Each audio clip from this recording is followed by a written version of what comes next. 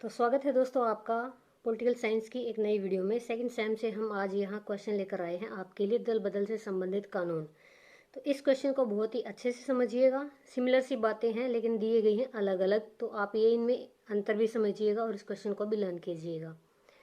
तो जैसे कि आप जानते हैं, दल बदल नाम से ही आपने कुछ आइडिया लगा लिया होगा कि दल मीन्स पार्टी, पार्टी को बदलना।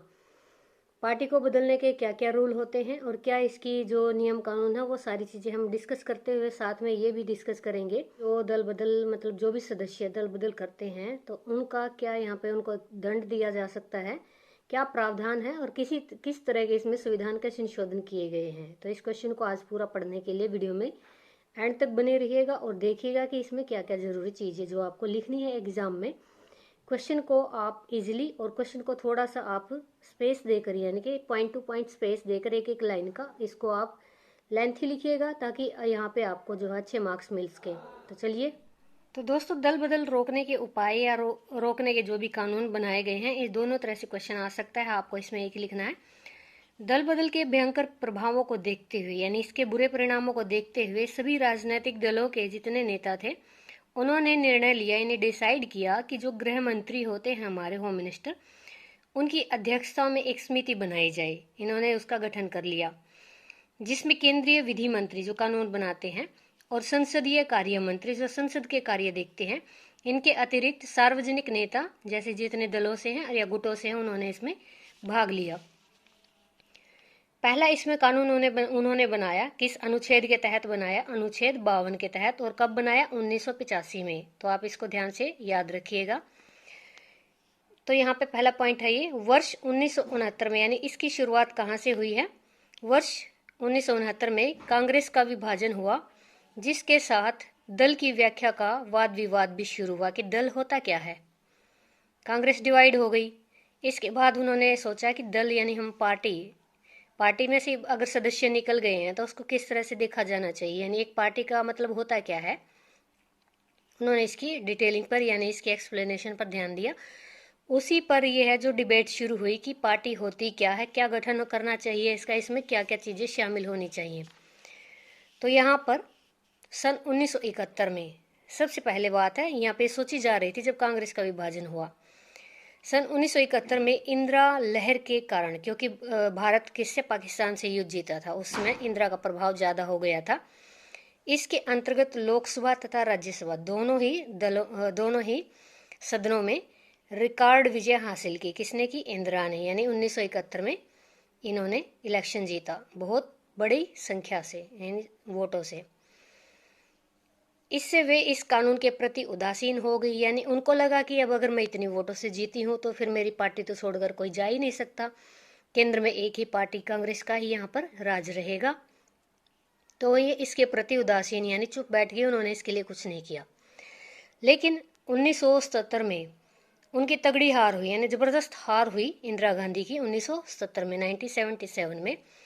इसके बाद जो इससे पार्टी अलग हुई थी, बनी कांग्रेस से अलग बनी जो जनता दल यानी जनता पार्टी, उसके शासन के जो जितने मतलब नेता थे उन्होंने यह कानून लाने की पूरी कोशिश शुरू कर दी। जनता दल के जो शासन में नेता थे उन्होंने कानून लाने की पूरी कोशिश शुरू कर दी। 1978 में देसाई यानी मोरारजी देसाई बने थे इंदिरा गांधी के बाद, पहले गैर कांग्रेसी नेता जनता पार्टी से थे 1978 में। तो इन्होंने कानून का प्रारूप यानी कि इन्होंने कच्चा चीठा बना लिया और संसद में पेश कर दिया कि मैं जा रहा हूं दल बदल कानून पर कानून लेकर आने के लिए।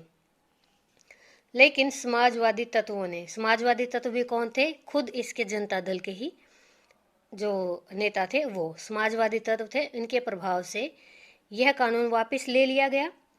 लेकिन अंत में, या आप लिख सकते हो अंत में या आखिरकार 1985 में, 1978 के बाद 1985 में यह पारित हो ही गया। अब आगे इसमें क्या है, अगला आर्टिकल है या अगला संशोधन है 91 के बाद, सॉरी 52वां ही था वो भी। इसकी मुख्य धाराएं कौन कौन सी इसमें पेश की गई? पहली, यानी कानून से रिलेटेड बातें कौन सी लिखी गई जिससे दल बदल को रोका जा सके?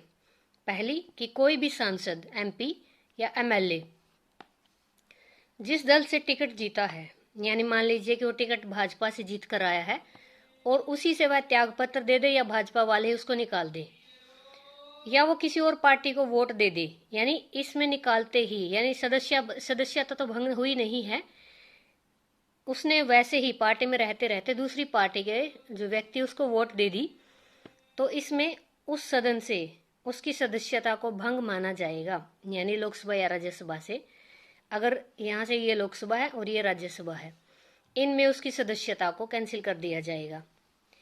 दूसरा पॉइंट, इसी तरह मनोनीत सदस्य भी होते हैं जो राष्ट्रपति द्वारा चुने जाते हैं, 2 की संख्या होती है उनकी, आपको पता है। सेम ये प्रोसीजर उन पे भी लागू होता है कि वो अगर किसी सदन में रहते हुए, किसी पार्टी के सदस्य होते हुए किसी और दूसरी पार्टी के नेता को वोट कर दे, तो उनकी भी सदस्यता को भंग माना जाएगा।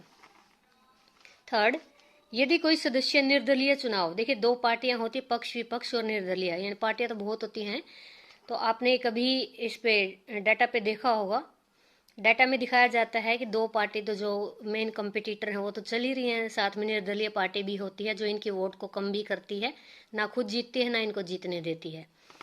ये होता है निर्दलीय पार्टी, जो किसी भी दल से रिलेटेड नहीं होती, इनकी अलग स्वतंत्र पार्टियां होती हैं। अब यहाँ पे देखिए, यदि कोई सदस्य निर्दलीय चुनाव जीतकर भी, स्वतंत्र चुनाव जीतकर भी किसी राजनीतिक दल की सदस्यता ग्रहण कर ले, निर्दलीय होते हुए भी भाजपा या कांग्रेस में चला जाए, इनेलो में चला जाए, ठीक है, तो उस सदन से, यानी निर्दलीय जो उसका सदन है या उसका जो पार्टी है, उससे उसको बाहर कर दिया जाएगा। समझ गए होंगे आप। फोर्थ पॉइंट इसमें है, यदि कोई सदस्य अपनी ही पार्टी से चुनाव जीतकर सदस्यता न ले, यानी जाए ही नहीं सदन में, राज्यसभा लोकसभा में जाए ही नहीं, और किसी और पार्टी को वोट भी डाल दे, उसको भी फिर क्या करेंगे, बाहर कर देंगे, उसकी सदस्यता को भी भंग कर देंगे। फिफ्थ पॉइंट इसमें है आर्टिकल 52 में, यदि पार्टी निकाल दे या सभापति, अध्यक्ष सभा का, राज्यसभा या लोकसभा का अध्यक्ष या सभापति उसको अयोग्य घोषित कर दे, तो इस निर्णय को अदालत में वह आदमी या वह व्यक्ति चुनौती नहीं दे सकता। अब यहाँ पे हम बात कर रहे हैं 91 आर्टिकल की, जो कि संशोधन में यूज किया गया, अमेंडमेंट में।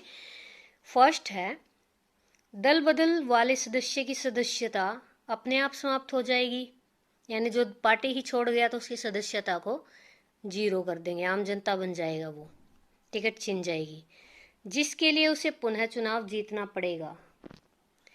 आपने यहाँ हरियाणा में भी कई ऐसे देखे होंगे सदस्य जो किसी और पार्टी को ज्वाइन कर लेते हैं, हर बार पार्टी बदलते रहते हैं, लेकिन पहली पार्टी से उसका जो कटआउट देखा जा सकता है वो नहीं मिलेगा आपको, यानी पहली पार्टी से उसको अपना इस्तीफा देना पड़ेगा। तो मंत्रिपरिषद का आकार, इसमें जो संशोधन में और क्या बातें कही गई है, जो मंत्रिपरिषद होती है केंद्र में लोकसभा में, उसका आकार केंद्र व बड़े राज्यों में 15% सदस्य है उसमें रख पाएगा।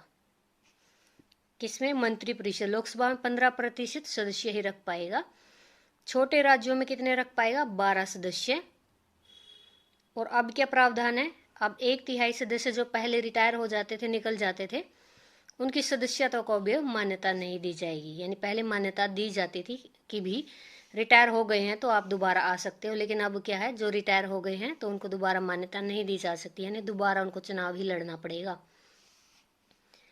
इसमें आप अब एंडिंग करेंगे निष्कर्ष से, संसद के 97 यानी 97वें संविधान संशोधन को पेश करने वाली राज्य सरकार की स्थायी समिति का नेतृत्व, यानी मुलायम सिंह यादव वाली पार्टी है, उसका नेतृत्व कांग्रेस के प्रणब मुखर्जी ने किया था, जिसे राजनीतिक व्यवस्था का एक सकारात्मक कदम माना गया है। यानी इसकी पार्टी के सारे सदस्य इसी के अंडर रहे थे, वो अलग नहीं हुए थे। तो इसी तरह से, और जो अलग हुए थे उनकी इन्होंने सदस्यता भंग कर दी थी, जितने सदस्य रहे हैं वो परमानेंट, उसकी स्थायी समिति का उसको नाम दिया गया। नेतृत्व किसने किया, कांग्रेस के प्रणब मुखर्जी ने, जो हमारे राष्ट्रपति भी रह चुके हैं, और उसे राजनीतिक व्यवस्था का सराहनीय कदम माना गया है कि दल बदल इसकी वजह से अब क्या है, कम हो जाएगा।